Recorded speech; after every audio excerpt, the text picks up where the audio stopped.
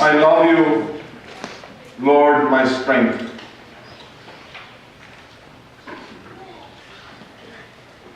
In moments of crisis, in moments of doubt, our love must be directed to God first. When we don't know where our faith is, when it feels like God is absent from a situation, we need to confess what Psalm 18 tells us today. I love you, Lord, my strength. It's a confession of faith. He's saying, you are my first love. Of all the other loves, there are many loves in life, but you, Lord, are my strength. I love you, Lord, my strength. Which means that our foundation in life is the Lord. The Lord is not only the end of life, but it's also the source, the foundation on which our life stands. That has to become clear in our mind. In moments of doubt, in moments of suffering, in moments of loss. For anyone, the love of God is always first. So the question that was brought to Jesus, which is a trick question in the gospel today, it follows from the same.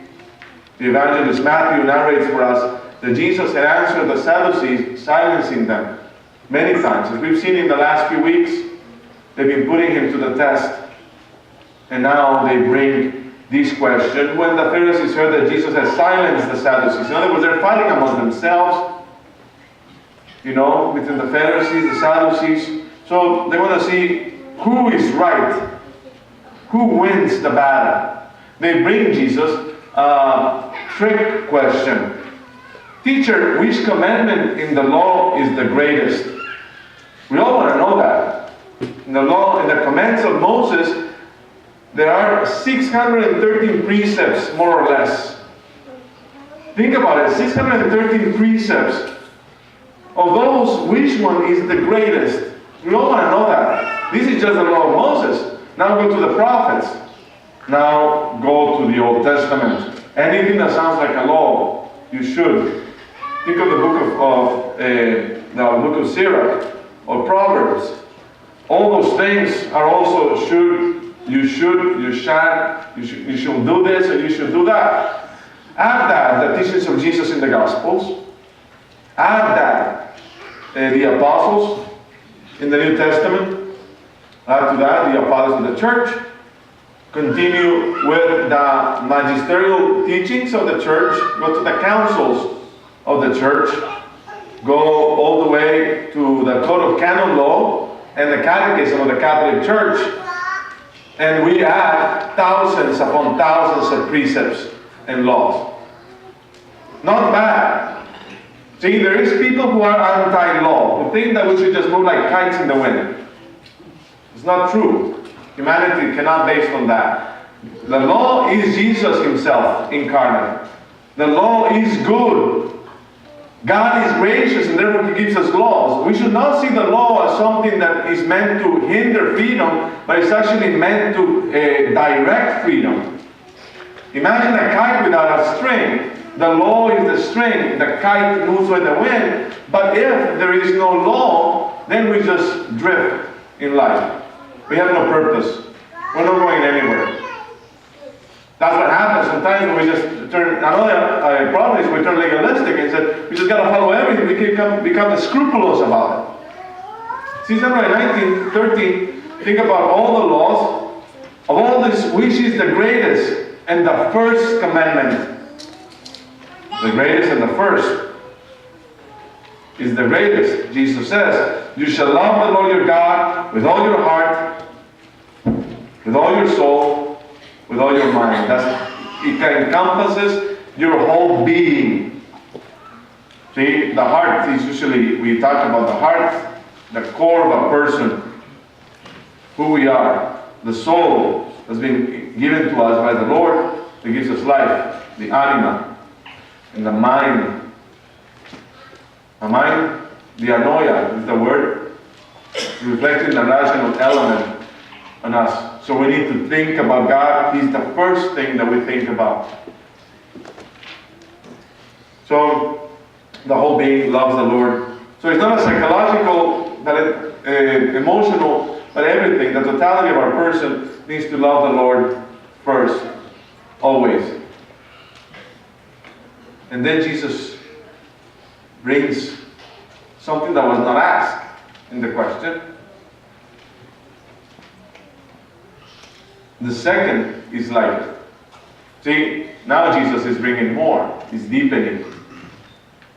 So it's not just about me and God anymore. It's about me and God and another reality. The second is like it. You shall love your neighbor as yourself. Probably the scholar of the law one is, okay, we didn't ask for that one. You know, we want to stop at the Lord your God and leave it there. It's easy to love God in the abstract, to love the idea of God out there. But the concreteness of the incarnation compels us to look at the neighbor also in light of who Jesus is and the dignity that God has given to each human being. The dignity that we are made in His image and likeness. So like it, the second is like it. In the same way, we love God, we need to love those in His image they're made. Every person holds a dignity just because they are human beings. That's it. We start parsing things and seeing who's more human than others, obviously, or who has more rights than others. Last week I was in Baltimore.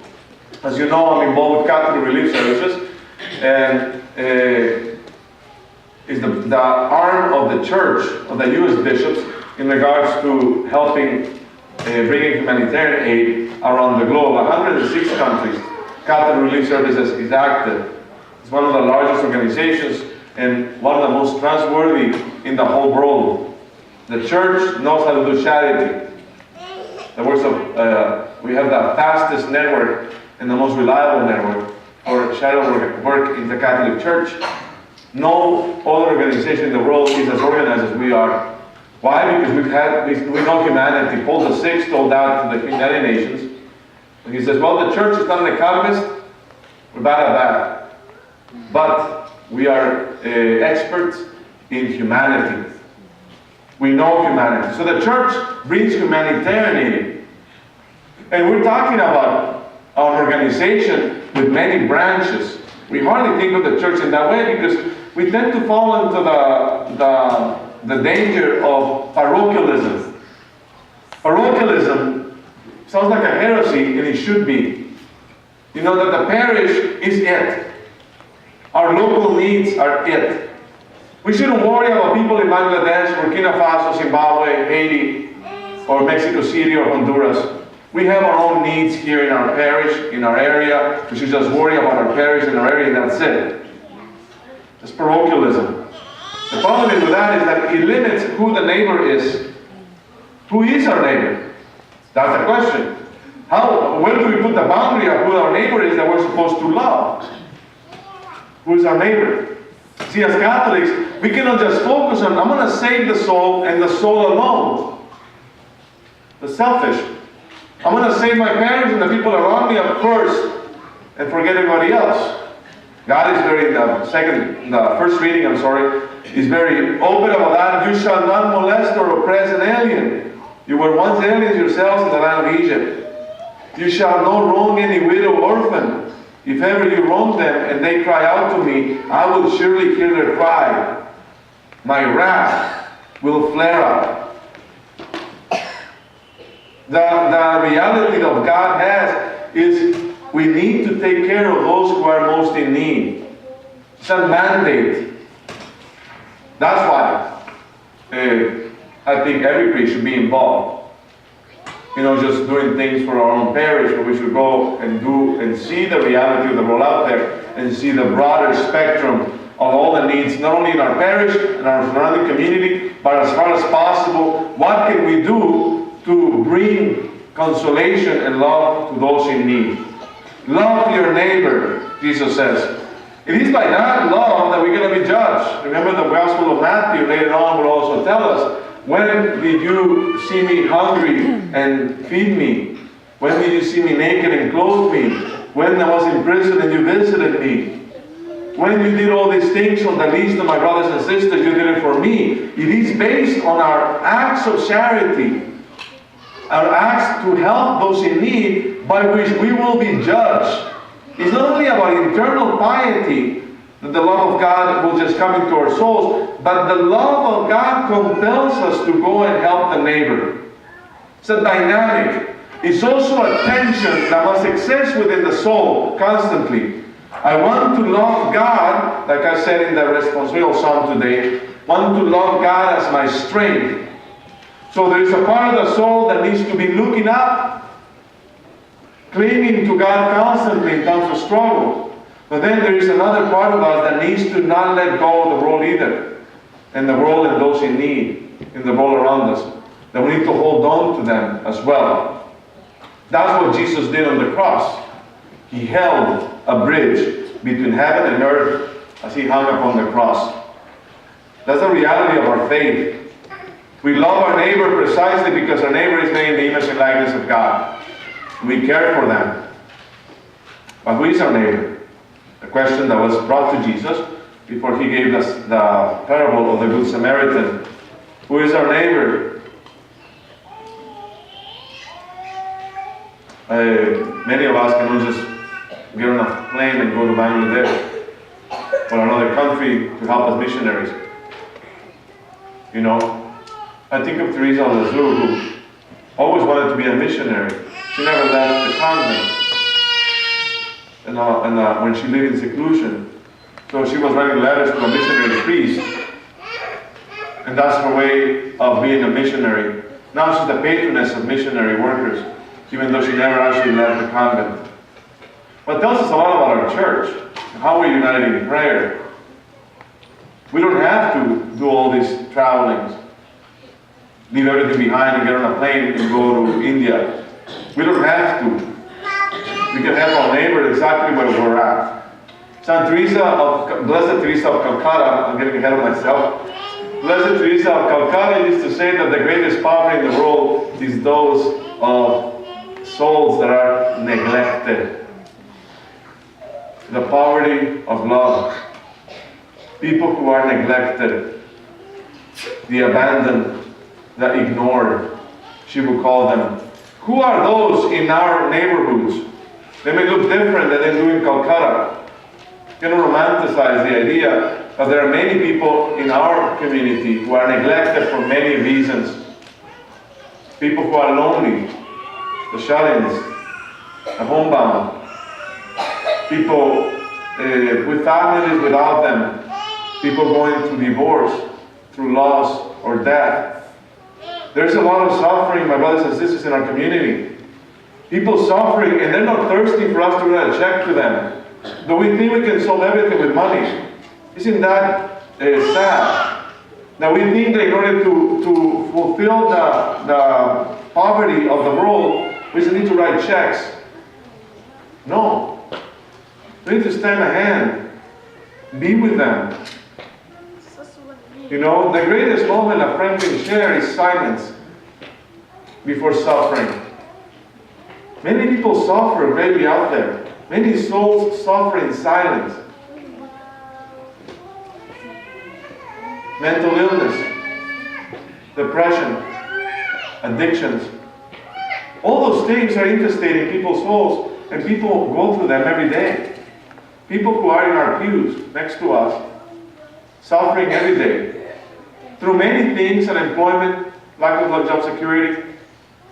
People are going through those things, and what are we doing to help them? We say, well, I don't know what to do, so I just stay out of the way. I'm going to love my neighbor and those who love me back. That's not what the Lord is calling us when He says that you love the Lord your God and the neighbor as yourself. Precisely, Jesus is referring to those who are most in need. Stranger, the orphan, the widow, a migrant. Someone who is in need out there. Who and what do we do to reach them? I'm not trying to give you a guilt trip, but a solution. Solution, just look around. Be attentive. Listen. Listen. Speak to your family and friends. See who doesn't show up. who feels lonely, who's suffering perhaps through something, don't try to stay away, but reach out. Sometimes a phone call is all they need. Sometimes a message. Sometimes it's to show up with a plate of food. In whatever way that you can help, those are actions by which we tell the Lord, this is the way that I honor you, Lord, by helping those who are most in need around me. We don't need to go that far. I can assure you that just look around you, your immediate circle, your brothers, your sisters, not indeed your own brothers and sisters, your mom, your dad, your cousins. In all those, just take a look and see around and see who is it that is my neighbor who is in need. What can I do to help them? When the soul, at the beginning of the sermon, I said, when the soul is in struggle, the first thing we do is we reach out to God. When the soul has doubts of faith, the first thing we do, unfortunately, is we go into our heads to look after our own needs. It's a survival mechanism that we shut in because helping anybody else to help ourselves first. We need to get over that. When the soul is doubting the love of God, we need to go and show the love of God to others. Objectively. Reach out to someone. Get out of ourselves. Get out of our selfish ways. And just see who is in need. Who's my brother? Who's my sister? And the Lord is calling me to be with them. We put ourselves in the patronage of Mary, most holy, who offered her life as a servant of the Lord, so that everything would happen according to the divine will, and who exhorts us to do whatever Jesus tells us. In the name of the Father, and of the Son, and of the Holy Spirit. Amen.